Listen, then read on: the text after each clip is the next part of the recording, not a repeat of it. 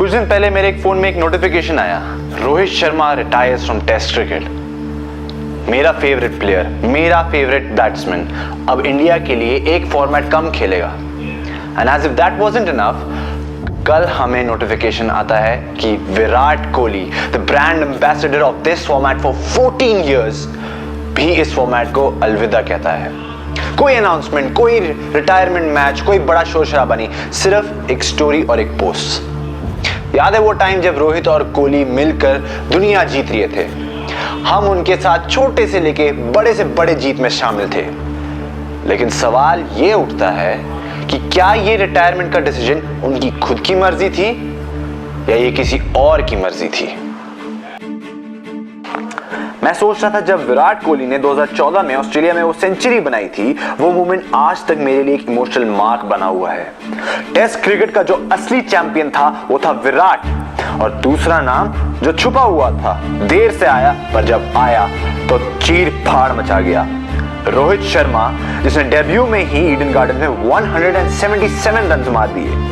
भाई उस एक इनिंग्स ने ना ही सिर्फ सीरीज जीती बल्कि पूरे वर्ल्ड को यह बता दिया कि ये लड़का टेस्ट क्रिकेट में भी अपना मार्क छोड़ने आया है। ये दोनों अपने क्रिकेट करियर में जो लेगेसी छोड़ के गए हैं वो सिर्फ रन्स तक लिमिटेड नहीं है। ये वो प्लेयर्स थे जिन्होंने अपने अग्रेसिव स्टाइल से क्रिकेट को नए डायमेंशंस दिए।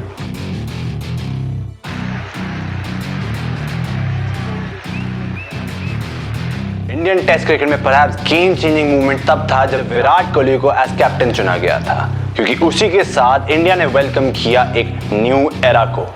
उनकी अग्रेसिव लीडरशिप ने हर प्लेयर को अपने गेम को एक लेवल ऊपर जाने के लिए इंस्पायर किया। विराट ने अपनी टीम को जीतने का नहीं, डोमिनेट करने का माइंडसेट दिया।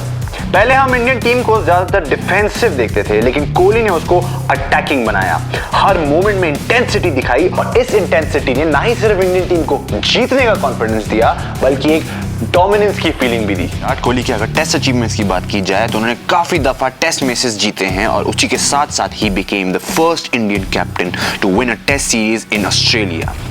और विराट कोहली का ये माइंडसेट उनकी एब्सेंस में भी टीम में एविडेंट था, जब 2021 में वो फेमस गाबा विक्ट्री, जब इंडिया एक सी टीम के साथ एक टॉप टियर ऑस्ट्रेलिया को वो सीरीज हरा देती है।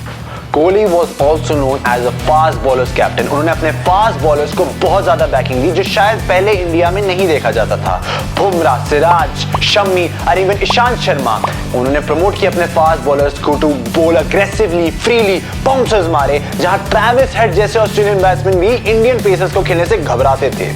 और इसी अग्रेसिव माइंडसेट ने इंडियन फास्ट बॉलिंग को एक ग्लोबल प्रेजेंस दी। विराट कोहली की कैप्टनसी के दौरान एक चीज बहुत ज्यादा देखी जाती थी, वो थी मेंटल टफनेस। उन्होंने अपने प्लेयर्स को सिखाया कि किसी भी सिचुएशन से फाइट बैक करना है, क्योंकि टेस्ट क्रिकेट आपकी सिर्फ फिजिकल स्ट्रेंथ ही नहीं बल्कि मेंटल रेजिलियंस को भी टेस्ट करता है। और ये चीज विराट कोहली ने भी दिखाई अपने aggressive field placements, bowling rotations और टफ डिसीजंस के थ्रू, जिन्होंने उनकी कैप्टनसी को रेवोल्यूशनरी बना दिया था। कोहली ने इंडियन टीम को एक मेंटल एज दिया जिसने उनकी टीम को दुनिया भर से अलग रखा था। विराट कोहली की स्टाइल ऑफ कैप्टनसी कुछ ऐसी थी, वो सिर्फ मैच जीतने नहीं जाते थे बल्कि एक लेगेसी बनाने जाते थे। इसी स्टाइल ऑफ कैप्टनसी ने इंडियन क्रिकेट को इवॉल्व किया। एक तरीके से उन्होंने इंडियन टेस्ट को रीडिफाइन कर दिया। रोहित शर्मा भी लेट ब्लूमर इन टेस्ट जरूर थे, लेकिन क्या डोमिनेंस लाया ओपनिंग में, होम और अब्रॉड दोनों जगह। और कोहली की अग्रेसिव कैप्टनसी को उन्होंने एक स्टेप और पुश दिया। याद है वो बांग्लादेश वाला टेस्ट मैच, जहां वो मैच बिल्कुल ऐसा लग रहा था कि ये बारिश की वजह से ड्रॉ ही फिनिश करेगा और कोई रिजल्ट नहीं दिख रहा था, लेकिन रोहित शर्मा और कंपनी ने बिल्कुल मैच ही पलट डाला। अग्रेसिव नॉक्स खेलते ही बॉलिंग में भी बांग्लादेश को ऑल आउट कर दिया। ये दोनों कोई नॉर्मल प्लेयर्स नहीं थे, ये दोनों इंडियन क्रिकेट टीम की स्पाइन थे।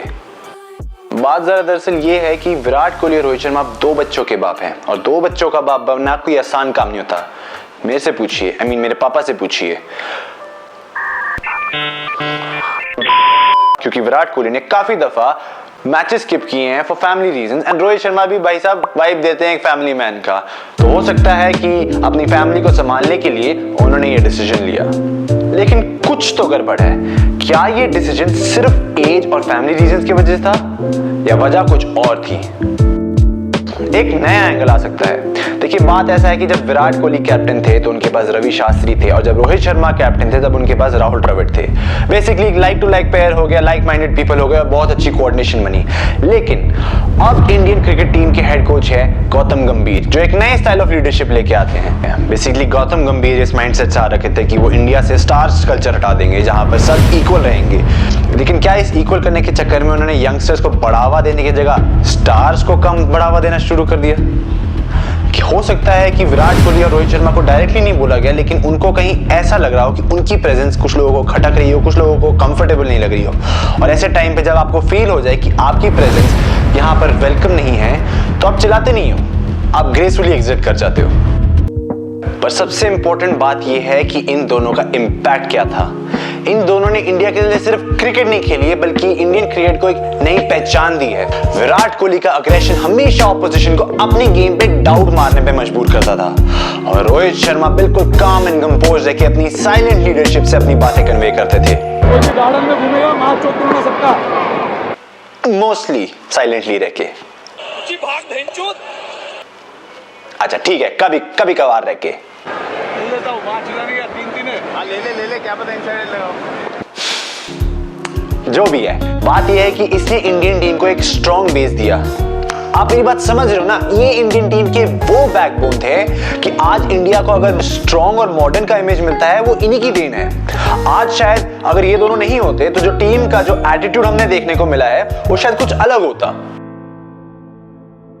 यार पर्सनली एक बात बोलूं तो रोहित शर्मा और विराट कोहली के टीम में ना होने से ना एक खालीपन सा महसूस हो रहा है। मतलब अपने फेवरेट प्लेयर को टीवी पे ना देखने का जो एक दर्द होता है ना, शायद हमारे पापा लोगों ने वो समझा जब सचिन तेंदुलकर और राहुल द्रविड़ रिटायर कर गए। अब शायद हम उस पोजीशन में आ गए हैं।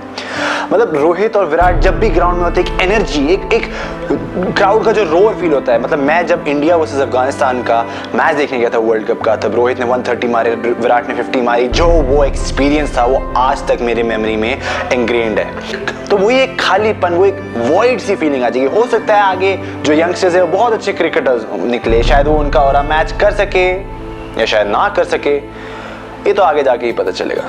लेकिन जो मैं सोच रहा हूं कि ये दोनों अभी भी ओडीआई क्रिकेट में, अभी भी इनका ओडीआई क्रिकेट में डोमिनेंस है।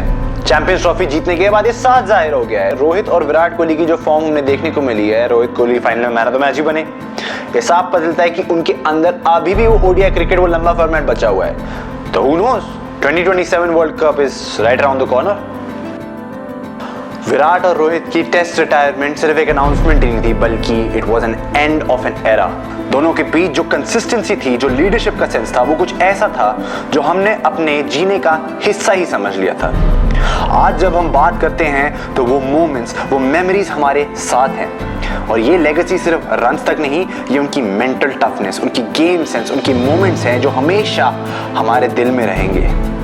क्या आपने कभी सोचा है जब ये दोनों जाते हैं तो क्रिकेट का वो एक चैप्टर बंद हो जाता है, पर हर चैप्टर की अपनी एक कहानी होती है, और ये कहानी उन दोनों के नाम के साथ हमेशा लिखी जाएगी। ये जो चीज है ना, ये बहुत नसीब वालों को मिलती है। मतलब मुझे तो अमेज़न से मिला, लेकिन ये एक प्रिविलेज है, ऐसा प्रिविलेज जो रोहित और विराट को मिला, जिसमें इस कैप को पहन के उन्होंने अपने देश के लिए फतेह हासिल करी। और हमारा प्रिविलेज था कि हमने उन दोनों को ये सब करता हुआ देखा। तो विराट और रोहित भाई, आप दोनों का कंट्रीब्यूशन सिर्फ क्रिकेट तक, गेम तक ही लिमिटेड नहीं था, बल्कि अपने देश के लिए कुछ बड़ा और गहरा था। आप दोनों की एब्सेंस में जो स्पेस बनेगा वो सिर्फ क्रिकेट फील्ड में नहीं, बल्कि हमारे दिलों में भी रहेगी, और हम कभी नहीं भूलेंगे। आप दोनों को जय हिंद।